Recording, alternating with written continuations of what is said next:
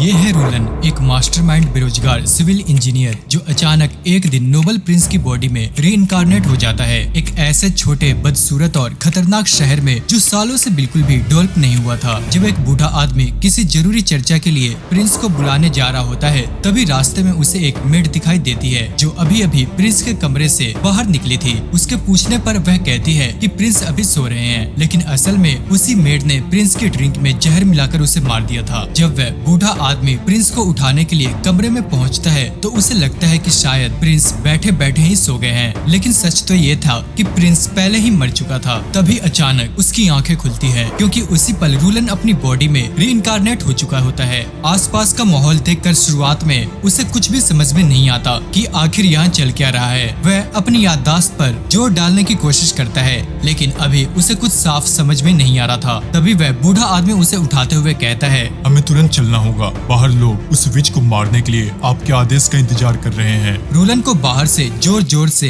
हंसने और शोर मचाने की आवाज आ रही थी क्योंकि पूरे शहर के लोग एक विच को सूली पर चढ़ाने की तैयारी कर रहे थे। कुछ वीआईपी नोबल्स भी आराम से बैठे इस नजारे का मजा ले रहे थे, जैसे वो कोई बहुत महान काम कर रहे हो। अपने दिमाग पर जोर डालने के बाद रूलन को इस प्रिंस की सारी यादें वापस आने लगती है और तब उसे समझ आता है कि अब वह एक ऐसे प्रिंस की बॉडी में है जो पहले ही मर चुका है। अब वह उठकर कमरे को ध्यान से देखने लगता है। तभी उसकी नजर वाइन के गिलास पर पड़ती है और वह तुरंत समझ जाता है कि प्रिंस की हत्या हुई है। जब रूलन उस बूढ़े आदमी के साथ बाहर निकलता है तो वह बुरी तरह हैरान रह जाता है क्योंकि अब वह पूरी तरह एक अलग ही दुनिया में, एक अनजान शहर में आ चुका था जहाँ लोग एक विच को मारने के लिए खुशी मना रहे थे। नीचे भीड़ में वही मेड भी खड़ी थी। प्रिंस को जिंदा देखकर वह अंदर से कांप उठती है क्योंकि उसने तो उसे मारने के लिए बेहद खतरनाक जहर दिया था। रूलन तभी उस विच की तरफ देखता है जो अभी काफी जवान लड़की थी, लेकिन उसे अब भी समझ में नहीं आ रहा था कि आखिर हर कोई उसे मारना क्यों चाहता है।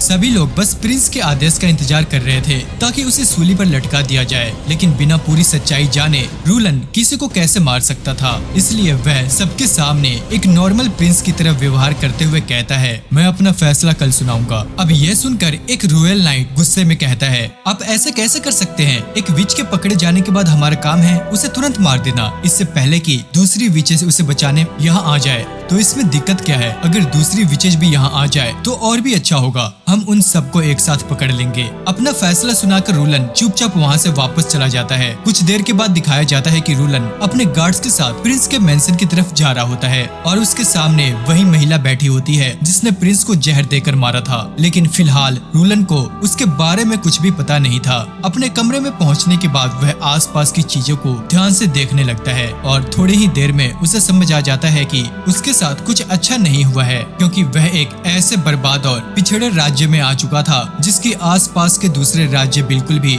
इज्जत नहीं करते थे। यह एक ऐसा इलाका था जो सालों से कभी डेवलप हुआ ही नहीं था। इसलिए रूलन सोचने लगता है, आखिर मैं यहाँ क्यों आया हूँ? लेकिन तभी जब वह शीशे में अपना चेहरा देखता है तो उसे थोड़ा सुकून मिलता है क्योंकि कम से कम यह बंदा दिखने में काफी हैंडसम था। अब रूलन फैसला करता है कि सबसे पहले उसे इस राज्य के हालात समझने होंगे कि आखिर यहाँ चल क्या रहा है। अगले सीन में जब वह लंच कर रहा होता है तभी वही बूढ़ा आदमी जो राज्य का फाइनेंशियल एडवाइजर था उससे आकर पूछता है, आखिर आपने आज एग्जीक्यूशन को टाल कैसे दिया? इस पर रूलन सीधा अपना सबसे बड़ा सवाल पूछता है, आखिर ये सब क्यों हो रहा है? लोग विचेस से इतनी नफरत क्यों करते हैं? तब वह बूढ़ा आदमी बताता है कि कई साल पहले लोगों ने वेस्टर्न फॉरेस्ट में कुछ बेहद खतरनाक विचेस को देखा था। वहीं उन्हें एक छोटा पत्थर मिला जिस पर एक अजीब सा निशान बना हुआ था और वह निशान असल में विच कॉर्पोरेशन एसोसिएशन का सिंबल था। मतलब आखिर ये है क्या? तब वह बूढ़ा आदमी बताता है कि सालों से विचेस हमेशा अकेली रहती आई हैं, लेकिन यह विच कॉर्पोरेशन एसोसिएशन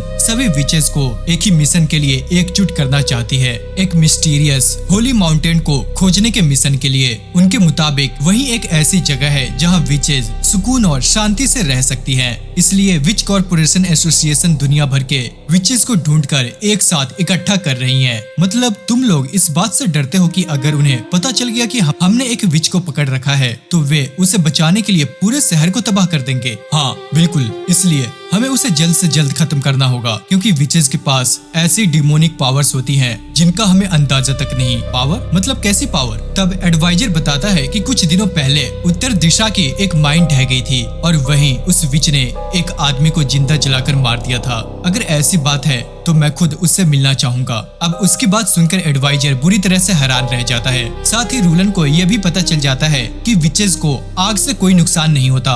यही वजह थी कि लोग उसे सूली पर चढ़ाकर मारना चाहते थे, क्योंकि उनके पास दूसरा कोई तरीका नहीं था। लेकिन इतना सब सुनने के बाद भी रूलन को पूरी तरह यकीन ही नहीं हो रहा था, इसलिए वह खुद अपने रॉयल गार्ड और रॉयल एडवाइजर के साथ उस विच से मिलने निकल पड़ता है। रास्ते में गार्ड उसे रोकते हुए कहता है, सुनिए, हम सब मारे जा सकते हैं, आपको ये करने की जरूरत नहीं है। लेकिन हम देखते हैं कि रूलन शांत होकर जवाब देता है, अगर तुम बुराई का सामना ही नहीं करोगे तो उसे हराओगे कैसे? अब हालांकि ये सब सुनने के बाद भी वे लोग जाना नहीं चाहते थे, क्योंकि अपने प्रिंस को अकेला छोड़ना भी उनके लिए नामुमकिन था। अब जैसे ही रूलन उस केज के पास पहुंचता है, वह विच को देखकर बुरी तरह चौंक जाता है, क्योंकि उसके सामने कोई डरावना मॉन्स्टर नहीं बल्कि एक बेहद खूबसूरत लड़की खड़ी थी। उसकी गहरी नीली आंखें, उसकी मासूमियत साफ दिखाई दे रही थी। रूलन के पूछने पर वह अपना नाम एना बताती है। सुनो, उस माइन में आखिर हुआ क्या था? मुझे सब सच सच बताओ। इस पर एना बताती है कि जब माइन ढही तब उसके पिता लकड़ियों और पत्थरों के नीचे फंस गए थे, लेकिन इससे पहले कि वह उन्हें बचाने पहुंचती, एक दूसरा माइनर मौका देखकर उसके पिता के पैसे चुराने लगा। वही पैसे जिन्हें उसके पिता ने पूरी जिंदगी मेहनत करके कमाया था। बुरी तरह फंसे होने के बावजूद उसके पिता अपनी पूरी ताकत से उन पैसों को बचाने की कोशिश कर रहे थे। जब एना वहाँ पहुँची तब वह आदमी उसके पिता को मारने ही वाला था और बस उसी पल उसने बिना सोचे समझे उसे जिंदा जला दिया। लेकिन तुम पकड़ी कैसे गई? अब इस बार जवाब एना नहीं बल्कि एडवाइजर देता है। वह बताता है कि एना को पकड़ने वाला उसका अपना पिता था, क्योंकि जो कोई भी इस विच को पकड़ने में मदद करता था उसे इनाम में 25 गोल्ड कॉइन्स मिलते थे और उसके पिता के लिए वह रकम बाकी की जिंदगी आराम से बिताने के लिए काफी थी। यह सुनकर रूलन को बहुत बुरा लगता है, लेकिन उसके मन में अभी भी एक सवाल था कि आखिर एना ने उस ताकतवर माइनर को कैसे मार दिया। तब एना कहती है, क्या आपको विचेस की डेमोनिक पावर्स के बारे में नहीं पता? लेकिन रूलन के लिए ये सब अभी भी किसी फैंटेसी कहानी जैसा था। उसे मैजिक और डेमोनिक पावर जैसी चीजों पर पूरी तरह भरोसा नहीं था, इसलिए वह एना की शक्ति अपनी आंखों से देखना चाहता था। और फिर जो हुआ, उसने वहाँ मौजूद सभी लोगों के होश उड़ा दिए, क्योंकि अगर एक विच चाहे तो वह उन सबको वहीं खड़े खड़े जलाकर राख कर सकती थी। एना खुद भी इस बात से हैरान थी कि रूलन को उससे बिल्कुल भी डर नहीं लग रहा था। तब रूलन उससे कहता है, अगर तुम सच में कोई डीमन होती तो सबसे पहले अपने पिता को मारती, लेकिन यहाँ तो उल्टा तुम्हारे पिता ने ही तुम्हें धोखा देकर फंसा दिया। अब ये सुनते ही एना की आंखों से आंसू बहने लगते हैं। रॉयल गार्ड तुरंत रूलन को रोकने की कोशिश करता है, क्योंकि एना के गले में लगा वही मैजिक कॉलर उसकी शक्तियों को रोक रहा था। लेकिन रूलन बिना डरे वह कॉलर खींचकर निकाल देता है और जैसे ही कॉलर हटता है, रूलन अपनी आंखों के सामने ऐसी डेमोनिक पावर देखता है जिसकी उसने कभी कल्पना भी नहीं की थी। आग की लपेटें अब केज के बाहर निकलने लगती है। यह देखकर रॉयल गार्ड घबरा जाते हैं और तुरंत रूलन को पीछे हटाते हुए वहाँ से चलने को कहते हैं, लेकिन रूलन उन्हें रोक देता है। वह शांत होकर कहता है, नहीं रुक जाओ, आग अभी भी उसके कंट्रोल में है।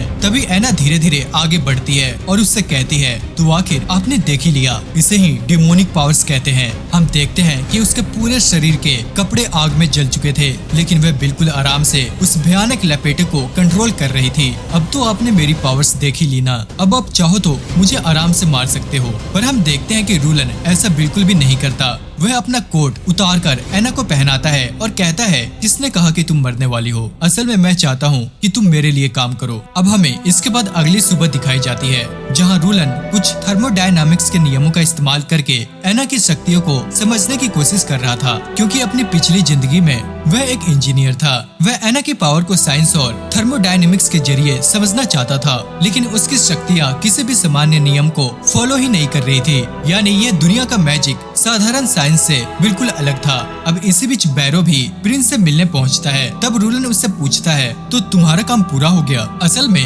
रूलन ने ये करवाया था कि उसने एक दूसरे कैदी के चेहरे को कपड़े से ढककर सबके सामने फांसी पर लटका दिया, ताकि सभी लोगों को यही लगे कि वही विच थी जिसे मार दिया गया है। मतलब सांप भी मर गया और लाठी भी ना टूटे। और क्योंकि बैरो यहाँ का फाइनेंस मिनिस्टर था, इसलिए रूलन उससे पूरे शहर की रिपोर्ट मांगता है। पिछले 10 सालों का खर्चा, टैक्स रिकॉर्ड, शहर की की हालत, उत्पादन मतलब सब कुछ। साथ ही वह टेक्सटाइल, स्टील और सेरामिक्स के प्रोडक्शन की भी जानकारी मांगता है। ये सब सुनकर बैरो बुरी तरह हैरान रह जाता है, क्योंकि अब तक वह जिस प्रिंस को जानता था वह बस एक जिंदा लाश जैसा इंसान था, जिसे अपने राज्य या लोगों से कोई फर्क ही नहीं पड़ता था। लेकिन अब उसके सामने खड़ा प्रिंस पूरी तरह बदल चुका था। आखिर आपको इन रिपोर्ट्स की जरूरत क्यों पड़ गई? मैंने जितना कहा है बस उतना करो। हम अपनी टेरिटरी को ऐसे और बर्बाद नहीं होने दे सकते। असल में अब तक रूलन यहाँ की जियोपॉलिटिक्स अच्छी तरह समझ चुका था। उसे पता चल गया था कि इस दुनिया में कई बड़े और बेहद विकसित किंगडम मौजूद है, जिन्हें अलग अलग प्रिंस और प्रिंसेस संभाल रहे हैं। हर किसी के पास एक मजबूत और अमीर साम्राज्य है, जहाँ लोग आराम और ऐश की जिंदगी जी रहे हैं। लेकिन दूसरी तरफ रूलन पूरे साम्राज्य के बीचों बीच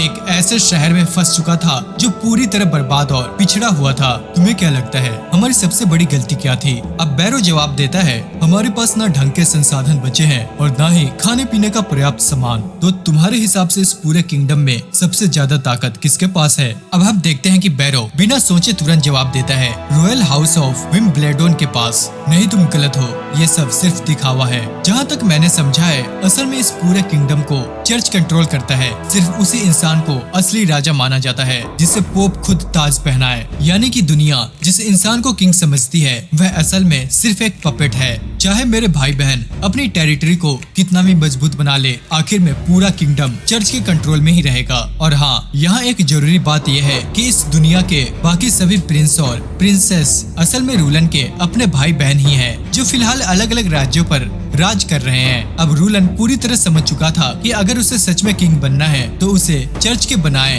इस सिस्टम से बाहर निकलकर अपना अलग साम्राज्य बनाना होगा। लेकिन उसकी सबसे बड़ी समस्या थी इस किंगडम के लोग, क्योंकि चर्च ने सालों से लोगों के दिल और दिमाग पर अपना पूरा कब्जा जमा रखा था। इसी वजह से चर्च जो भी कहता था लोग आंख बंद करके उस पर विश्वास कर लेते थे। इसलिए रूलन ने सोचा कि अगर किसी तरह लोगों के सामने ये साबित कर दिया जाए कि चर्च झूठ बोल रहा है तो लोग खुद ही उसका साथ छोड़ देंगे। और ये साबित करने में सबसे बड़ा रोल निभा सकती थी विचेस, क्योंकि चर्च ने सालों से लोगों के दिमाग में यह बात बैठा दी थी कि विचेस बुरी होती है क्योंकि उनके पास डेमोनिक पावर्स हैं। तो अगर रूलन लोगों को ये दिखा दे कि विचेस असल में बुरी नहीं है तो जाहिर सी बात है कि लोगों का चर्च पर से विश्वास टूटने लगेगा। अब ये सब सुनने के बाद बैरो को आखिर समझ में आ जाता है कि प्रिंस ने एना को क्यों बचाया। तब रूलन उससे कहता है, अगर हम इस लड़ाई में जीत गए तो आगे चलकर तुम मेरे राइट हैंड बन सकते हो, इसलिए अब से मेरे किसी भी फैसले पर सवाल मत उठाना। अब प्रिंस से बात करने के बाद जब बैरो बाहर निकलता है तो रॉयल गार्ड तुरंत उससे पूछता है, आखिर हुआ क्या प्रिंस सच में उस विच को अपने पास रखने वाले हैं? लेकिन हम देखते हैं कि बैरो बिना कुछ बोले ही वहाँ से चला जाता है। दूसरी तरफ एना को दिखाया जाता है जो अकेले गार्डन में चुपचाप बैठी होती है, क्योंकि बैरो ने उससे एक कॉन्ट्रैक्ट साइन करवाया था जिसके मुताबिक उसे अपने काम के बदले हर महीने एक गोल्ड कॉइन मिलेगा। अब ये सुनकर एना खुद हैरान रह गई थी, क्योंकि इतना पैसा तो उसका पिता पूरे साल में भी नहीं कमा पाता था। उसे समझ नहीं आ रहा था कि आखिर प्रिंस उससे चाहता क्या है। तभी रूलन उसके पास आता है, मुझे माफ कर दो, इतना सब होने के बाद तुम्हें आराम मिलना चाहिए था, लेकिन मैंने तुम्हें फिर यहाँ बुला लिया। मुझे अभी तक समझ नहीं आया आपने मुझे बचाया ही क्यों। अब रूलन कहता है, चलो चलते चलते बात करते हैं। लेकिन हम देखते हैं कि एना तुरंत मना कर देती है, नहीं ऐसा कैसे हो सकता है, मैंने एक इंसान को मार डाला, मुझे सजा मिलनी चाहिए और आप मुझे बचा रहे हैं। तुमने जो किया वो सिर्फ अपने बचाव में किया था, इतना परेशान होने की जरूरत नहीं है। लेकिन क्योंकि लोग हमेशा से विचेज को बुरी नजर से देखते आए थे, इसलिए एना खुद भी मानने लगी थी कि वह माफी के लायक नहीं है। तभी रूलन पास से एक फूल तोड़कर उसे दे देता है। हम देखते हैं कि फूल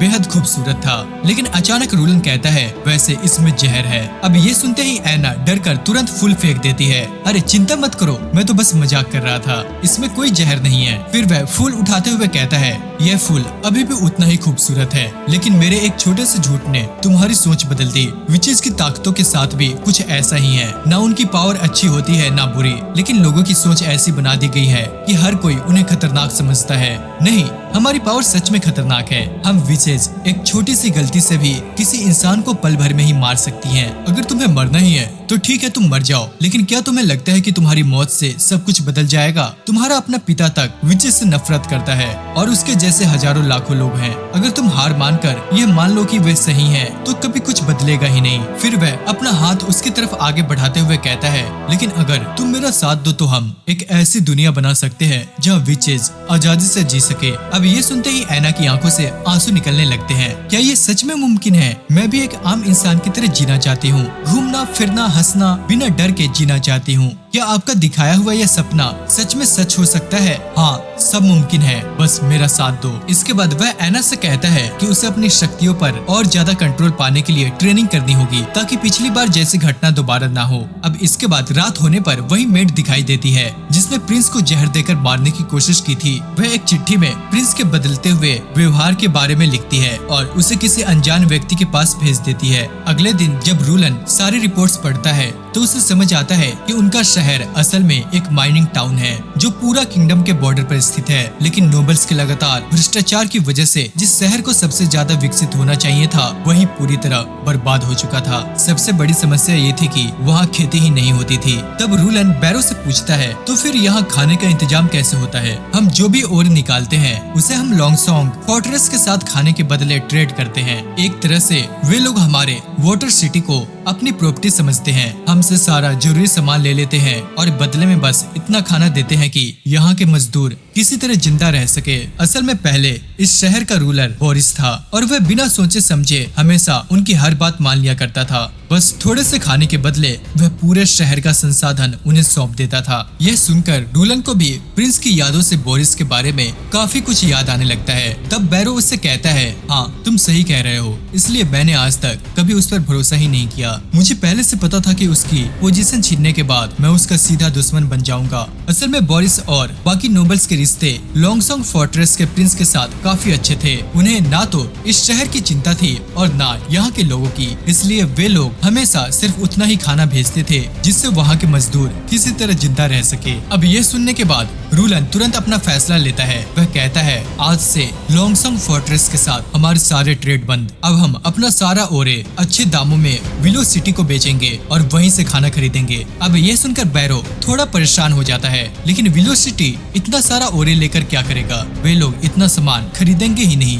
हाँ, पर अगर हम दाम आधा करते तो इतना फायदा देखकर कोई भी मना नहीं करेगा। लेकिन हम देखते हैं कि बैरो को अभी भी चिंता थी। उसे डर था कि ये कोई फ्यूचर प्रूफ प्लान नहीं है। अगर वे किसी तरह सस्ते में ओरे बेचते हैं तो उनका पूरा स्टॉक जल्दी खत्म हो जाएगा। लेकिन रूलन का प्लान काफी लंबी सोच के साथ बनाया गया था। वह इस शहर के बिजनेस को भी बढ़ाना चाहता था। जब वे लोग पहले पर्याप्त संसाधन इकट्ठा कर ले, और रिसोर्सेज से उनका मतलब था शिप्स, क्योंकि उनकी यह बॉर्डर सिटी एक विशाल नदी के किनारे बसी हुई थी।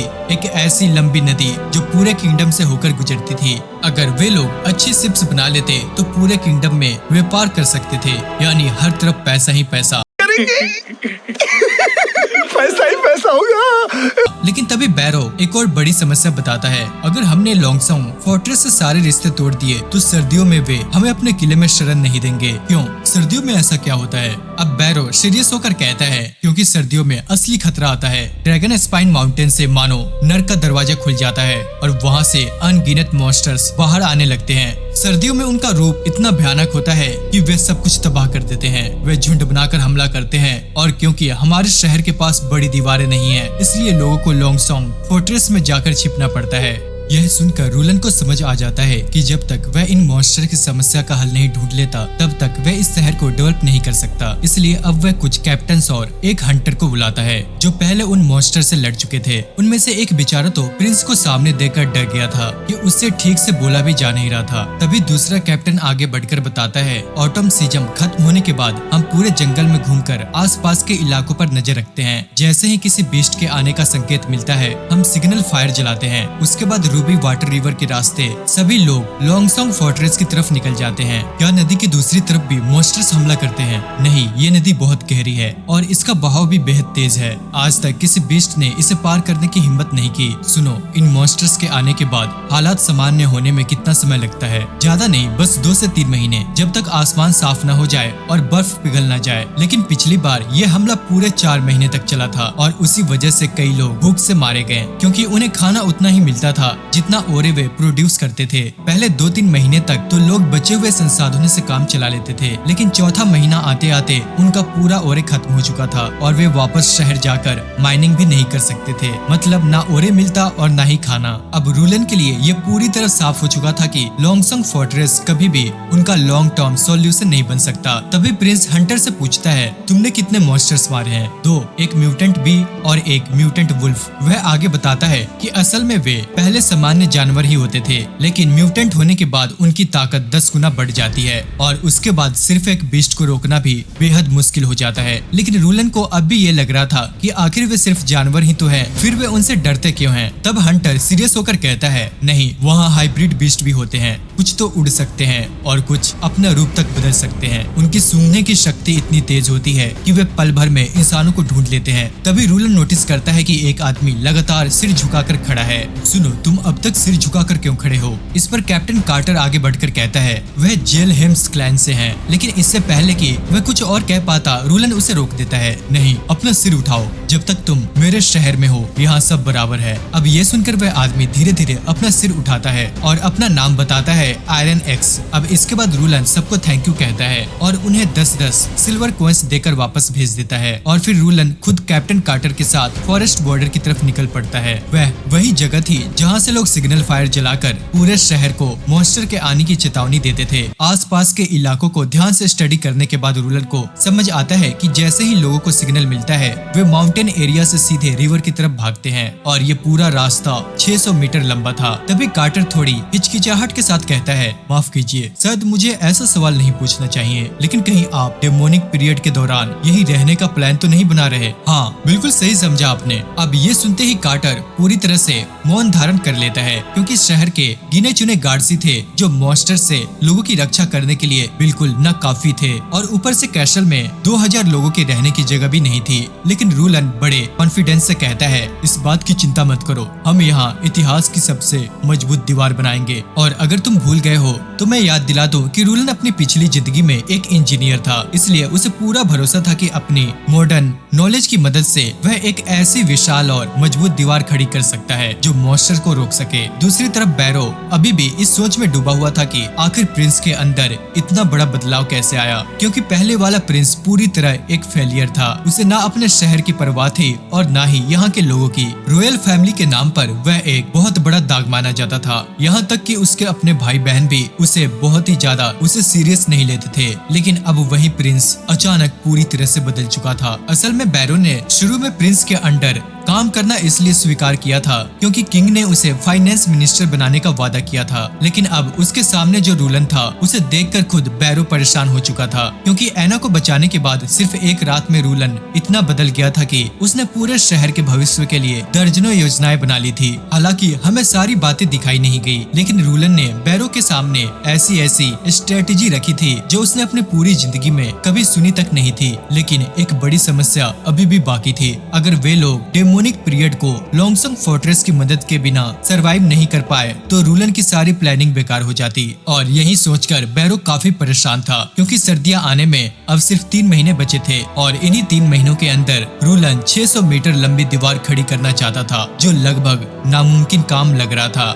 वहीं दूसरी तरफ कार्टर खुद अभी सभी वर्कर्स को मैनेज कर रहा था, जहां वे लोग लाइमस्टोन और क्ले को एक साथ मिला रहे थे और एना अपनी फायर पावर से उन्हें गर्म कर रही थी। अब इसके बाद प्रिंस का अगला आदेश आता है, ठीक है, अब इसमें जिप्सन मिलाओ और इसे एक फाइन पाउडर में बदल दो। लेकिन हम देखते हैं कि कार्टर को समझ ही नहीं आ रहा था कि आखिर वे लोग बना क्या रहे हैं। इसके बाद वह पूछता है, आखिर ये सब है क्या? चिंता मत करो, ये ऐसी चीज है जो इस दुनिया के इतिहास में पहली बार होने वाली है। कुछ समय बाद जब वह मिस्टीरियस पाउडर तैयार हो जाता है तो रूलन एना से कहता है, आओ अब मैं तुम लोगों को एक मैजिक दिखाता हूँ। अब ये सुनकर एना हैरानी से पूछती है, क्या आपको भी मैजिक आता है? हाँ, मेरा मैजिक थोड़ा अलग है, इसे कहते हैं साइंस। अब इसके बाद वह कार्टर को आदेश देता है कि उस पाउडर में पानी मिलाकर उसे पत्थरों के ऊपर डाल दे और कहता है, कल सुबह तक ये पूरी तरह सॉलिड बन जाएगा। हम देखते हैं कि शुरुआत में कार्टर को बिल्कुल भरोसा नहीं था कि इससे कुछ खास होगा, लेकिन अगली सुबह वह पाउडर सच में पत्थर की तरह कठोर बन चुका था। तब रूलन कार्टर से कहता है, एक बार तुम इसे तोड़कर देखो।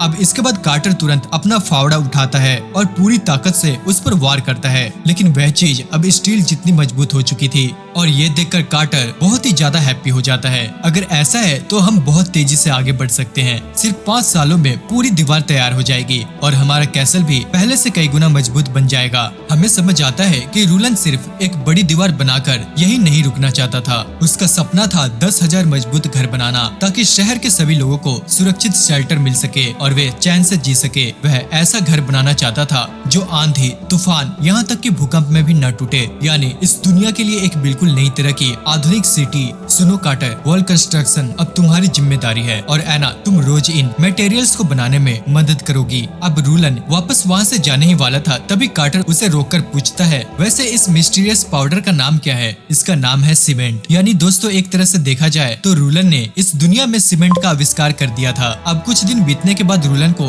पता चल जाता है कि कंस्ट्रक्शन का काम बहुत धीमा चल रहा है। अगर यही स्पीड रही तो दीवार समय पर पूरी नहीं हो पाएगी। तभी बैरो प्रिंस से कहता है, देखिए कार्टर मेहनती तो बहुत है, लेकिन उसे कंस्ट्रक्शन का असली अनुभव नहीं है। 600 मीटर लंबी वॉल बनाने के लिए हमें किसी प्रोफेशनल आर्किटेक्ट की जरूरत पड़ेगी। अब रूलन को भी समझ आ गया था कि सिर्फ सीमेंट बना लेने से सब कुछ आसान नहीं होने वाला, इसलिए वह तुरंत आदेश देता है, फौरन जाओ और स्टोन मैसन्स को ढूंढो, यानी ऐसे लोग जो पत्थरों को तराशने और बड़ी इमारतें बनाने में माहिर हो। लेकिन बैरो परेशान होकर कहता है, पर हमारे शहर में ऐसा कोई स्किल्ड आदमी है ही नहीं, तो बाहर जाओ, लॉन्गसंग फोर्ट्रेस जाओ या विलो सिटी, जहाँ जाना पड़े जाओ, लेकिन उन्हें ढूंढ कर लाओ। वहीं हम देखते हैं कि दूसरी तरफ शहर में एक आदमी फांसी वाली जगह के पास खड़ा था। वह सोच रहा था कि शायद यहीं उसकी स्टूडेंट एना को फांसी दी गई होगी। असल में वह आदमी कभी एना का टीचर हुआ करता था, उस समय तक जब तक लोगों को ये पता नहीं चला था कि एना एक विच है। वह अंदर से पूरी तरह से टूट चुका था, क्योंकि कुछ समय पहले उसके एक और स्टूडेंट ने भी यह कबूल किया था कि वह भी एक विच है। अपने स्टूडेंट्स को इस तरह मौत की सजा मिलते देखना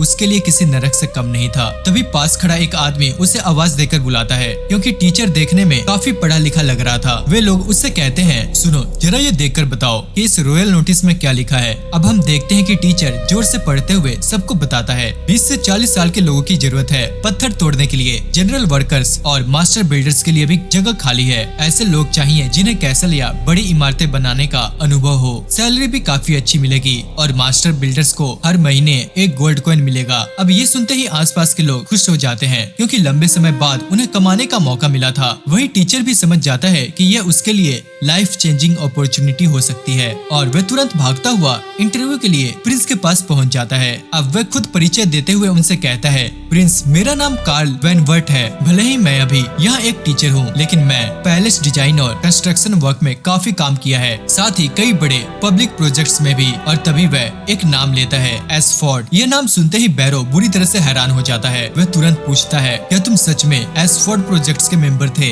हाँ, मैं वहाँ काम करने वाले लोगों में से एक था। लेकिन ये कैसे हो सकता है? एसफोर्ड प्रोजेक्ट्स के समय तो एक बड़ा कोलैप्स हुआ था और कहा गया था कि वहाँ काम कर रहे सारे मेंबर्स मर गए। नहीं, वह कहानी पूरी तरह झूठी थी। एसफोर्ड बनाते समय कई एडमिनिस्ट्रेटर्स ने रिश्वत लेकर काम किया था। वे लोग कंस्ट्रक्शंस में बेहद घटिया स्टोन्स इस्तेमाल कर रहे थे। उन्हें कई बार वार्निंग भी दी गई, लेकिन उन्होंने सब कुछ नजरअंदाज कर दिया और आखिर में एक बड़ा एक्सीडेंट हो गया। लेकिन सबसे बड़ी बात यह थी कि असली दोषी एडमिनिस्ट्रेटर्स बच गया और सारा इल्जाम वर्कर्स पर डाल दिया गया। यहाँ तक कि उन्होंने सारे वर्कर्स को मरवा दिया। कार्ल आगे कहता है, मेरी किस्मत अच्छी थी कि मुझे ये सब समय रहते ही पता चल गया, इसलिए मैं एक रात चुपचाप वहाँ से भाग गया और तब से यहाँ छिपकर जी रहा हूँ। लेकिन तुम ये सब मुझे क्यों बता रहे हो, वो भी अपनी जान खतरे में डालकर? देखिए, उस समय वहाँ से भागना मेरी मजबूरी थी और मैं नहीं भागता तो वहीं मार दिया जाता। मैं सिर्फ एक मौका चाहता था। मैंने पूरी जिंदगी एक स्टोन मैसन के तौर पर काम किया है और मैं यही काम आगे भी करना चाहता हूँ। तब रूलन बैरो की तरफ देखकर पूछता है, तुम्हें क्या लगता है? बैरो थोड़ी देर सोचने के बाद कहता है, अगर कानून के हिसाब से देखे तो यह भी एक क्रिमिनल है, लेकिन फिलहाल हमारे लिए इसे हायर करना ही सबसे अच्छा विकल्प है। ठीक है, आज से तुम्हारे सारे गुनाह माफ। अब से तुम एक मास्टर बिल्डर हो और एडमिनिस्ट्रेटर ऑफिस के मेंबर भी। यह सुनते ही कार्ल पूरी तरह से हैरान रह जाता है, क्योंकि उसे लगा था कि सच बताकर उसने अपनी मौत को ही बुला लिया है, लेकिन यहाँ तो उसकी जिंदगी ही बदल गई थी। इसके बाद रूलन उठकर एक मैप दिखाता है और कहता है हमें ठीक इस जगह पर वॉल बनानी है। मैप देखकर कार्ल तुरंत समझ जाता है कि यह काम कितना बड़ा है। ये बहुत मुश्किल होगा, सिर्फ 150 लोगों के साथ इसे पूरा करने में 3 साल से भी ज्यादा लग जाएंगे। नहीं, हम ये किसी भी हालत में डेमोनिक पीरियड आने से पहले पूरा करना होगा। अब ये सुनकर कार्ल तुरंत अपना प्लान बदलने लगता है। वह कहता है अगर हम इसकी हाइट और विड्थ में थोड़ा बदलाव करते तो 200 लोगों के साथ 1 महीने में फाउंडेशन तैयार हो सकता है। लेकिन सबसे बड़ी समस्या है बार बार स्टोन्स को तोड़ना और यहाँ तक लाना, उसी में सबसे ज्यादा समय लगेगा। तब रूलन स्माइल करते हुए पूछता है अगर मैं तुम्हें स्टोन्स समय पर देता रहूं तो क्या ये 3 महीने में बन सकती है? हाँ, तब कोई दिक्कत नहीं होगी। और तभी रूलन उसे अपनी सबसे बड़ी खोज दिखाने ले जाता है, जो था सीमेंट, एक ऐसी चीज जो इस मेडिवल दुनिया में किसी ने पहले कभी नहीं देखी थी। अब ये देखकर कार्ल की आंखें खुली की खुली रह जाती है। आखिर ये चीज है क्या? फिर वह खुद ही समझते हुए कहता है अगर हम सच में इसका इस्तेमाल कर सकते हैं तो हमें स्टोन्स को पुराने तरीके से प्रोसेस करने की जरूरत ही नहीं पड़ेगी। इससे कंस्ट्रक्शन स्पीड इतनी बढ़ जाएगी कि शायद हम सब कुछ समय पर पूरा भी कर ले। हम देखते हैं कि कार्ल यहाँ पर बहुत ही ज्यादा एक्साइटेड था, लेकिन वहाँ से जाने से पहले वह प्रिंस को एक सीक्रेट बताना चाहता था। तभी अचानक वहाँ एना आ जाती है और जैसे ही कार्ल उसे देखता है उसके होश उड़ जाते हैं। तुम, लेकिन तुम्हें तो मार दिया गया था। एना भी तुरंत उसे पहचान लेती है और कहती है ये मेरे टीचर है। अब हम देखते हैं कि कार्ल की आंखें भर जाती है। वह कहता है मैं तो तुम्हें हर रात सपनों में देखता था, मुझे लगा था तुम अब इस दुनिया में नहीं रही। तुम्हें जिंदा देखकर मैं बहुत खुश हूँ। फिर वह तुरंत घुटनों पर बैठ जाता है और एना को बचाने के लिए प्रिंस का धन्यवाद करता है। चिंता मत करो, मैं बाकी लोगों की तरह विचेस को बुरा नहीं मानता और न ही चर्च की तरह उनका शिकार करूंगा। अब ये सुनकर कार्ल का भरोसा पूरी तरह रूलन पर जम जाता है। तब वह एक और अपना बड़ा सीक्रेट बताता है। वह कहता है कि इस शहर में एक और विच है और वह भी मेरी स्टूडेंट ही है। अब ये सुनकर रूलन थोड़ा हैरान होता है, लेकिन फिर उसके चेहरे पर हल्की सी स्माइल आ जाती है। कार्ल आगे बताता है कि वह एक छोटी बच्ची है जिसका नाम है नीना और उसे अभी अभी पता चला है कि वह भी एक विच है। अब कार्ल एक्साइटेड होकर कहता है ये तो बहुत अच्छी बात है कि उसे भी आपकी हरम का हिस्सा बनने का मौका मिलेगा। असल में बेचारे कार्ल को लगा था कि एना अब प्रिंस की हरम में शामिल हो चुकी है। उसे लग रहा था कि प्रिंस ने एना को सिर्फ अपनी मौज मस्ती के लिए बचाया है। ये सुनते ही बैरो जोर जोर से हंसने लगता है। उसे यकीन ही नहीं हो रहा था कि कार्ल ने इतनी बड़ी गलतफहमी पाल रखी थी। तभी रूलन उसे तुरंत समझाता है अरे नहीं भाई, ऐसा कुछ नहीं है। मैंने एना को इसलिए बचाया क्योंकि मुझे उसकी मदद चाहिए थी। असल में उसी की वजह से मैं सीमेंट बना पा रहा हूँ। अब ये सुनते ही कार्ल शर्म से लाल हो जाता है। इसके बाद रूलन उसे साइड में ले जाकर बहुत ही सीरियस होकर बात करता है। तभी बैरो उसे बताता है कि नीना एक नोबल फैमिली की बेटी है। अगर नोबल्स को पता चल गया कि वह एक विच है तो हालत बहुत ही ज्यादा खराब हो सकते हैं। अब ये सुनकर रूलन कहता है अगर ऐसा है तो तुम उसे किसी लेसन के बहाने मेरे पास ले आना, बाकी काम बैरो करेगा। वह उसे चुपचाप अंडरग्राउंड किचन तक ले आएगा। अब कुछ देर के बाद कार्ल सच में नीना को लेकर आ जाता है। हम देखते हैं कि बेचारी नीना के गाल शर्म से लाल हो जाते हैं क्योंकि रास्ते में कार्ल ने उसे वहीं प्रिंस की हरम वाली बात कह दी थी। अब जैसे ही रूलन सामने आता है वह उसे अपने पास बैठने के लिए कहता है, लेकिन नीना इतनी शर्मीली थी कि ठीक से पास भी नहीं आ रही थी। तब रूलन अपना अल्टीमेट वीपन इस्तेमाल करता है जो कि होता है केक पेस्ट्री। हम देखते हैं कि पेस्ट्री को देखकर नीना के मुंह से लार टपक रहे थे, लेकिन फिर भी वह खुद को रोकने की कोशिश कर रही थी। इसी बीच जैसे ही एना नीचे आती है नीना तुरंत भागकर उसे गले लगा लेती है क्योंकि एना उसके लिए एक बड़ी बहन जैसी थी। अब जब तीनों साथ बैठे होते हैं तब रूलन नीना से कहता है मुझे पता है कि तुम एक विच हो, लेकिन मैं ये जानना चाहता हूँ कि तुम्हें यह बात कैसे पता चली। एक हफ्ते पहले मुझे एक छोटी चिड़िया मिली थी जिसके पैर टूट गए थे। मैं उसे बचाना चाहती थी और तभी मुझे महसूस हुआ कि मेरे हाथों से कुछ निकल रहा है, एक अजीब सा पानी जैसा चिपचिपा पदार्थ जो पूरी चिड़िया के चारों तरफ लिपट गया और फिर पता नहीं कैसे वह ठीक हो गई। अब ये सुनते ही रूलन तुरंत समझ जाता है कि नीना की पावर हीलिंग है। तब वह कार्टर से कहता है कि किसी घायल या मरे हुए जानवर को लेकर आए ताकि नीना की शक्तियों का टेस्ट किया जा सके। इसके बाद रूलन एक एक करके उसकी पावर्स को अलग अलग एनिमल पर टेस्ट करता है और धीरे धीरे सबको पता चलता है कि नीना किसी भी घाव को भर सकती है, शरीर का कटा हुआ हिस्सा दोबारा जोड़ सकती है, लेकिन अगर कोई हिस्सा पूरी तरह गायब हो जाए तो उसे वापस नहीं बना सकती। और सबसे जरूरी बात, वह किसी मरे हुए इंसान या जानवर को जिंदा नहीं कर सकती। ये सब देखकर कार्टर को भी समझ आ जाता है कि प्रिंस विचेस को क्यों बचा रहा है, क्योंकि अगर उनकी पावर्स का सही इस्तेमाल किया जाए तो वे इस दुनिया को बदल सकती हैं। अब इसके बाद रूलन सीरियस होकर कहता है हम नीना को यहाँ रखने का रिस्क नहीं ले सकते, इसलिए रोज किसी न किसी बहाने उसे यहाँ लाने का तरीका ढूंढो। हमें उसकी और ट्रेनिंग करनी होगी। आप उसे सीधा मेंशन में क्यों नहीं रख लेते? रूलन कहता है क्योंकि अभी किसी को उसके विच होने के बारे में पता नहीं है। और सबसे बड़ी बात, वह एक नोबल फैमिली से है। अगर हमने अभी उसे यहाँ रख लिया तो बहुत बड़ी प्रॉब्लम हो सकती है, क्योंकि सिर्फ डिमोनिक बेस्ट ही हमारी समस्या नहीं है। हमारे आसपास और भी बहुत दुश्मन हैं जो हम पर नजर बैठाए रखे हुए हैं। दूसरी तरफ एक नाइट प्रिंस की बहन गार्सिया को लेटेस्ट खबर दे रहा होता है। वह बताता है कि वेलांगरा फ्लीट एक सफल रेड से वापस लौटा है। उन्होंने एक मर्चेंट शिप को लूटा और इतना सामान हासिल किया कि उससे पूरी सेना को 1 साल तक खिलाया जा सकता था। वाह, बहुत बढ़िया। इस रेड को लीड करने वाले कैप्टन का क्या नाम था? नाइट जवाब देता है, उसका नाम है डायरेक्ट।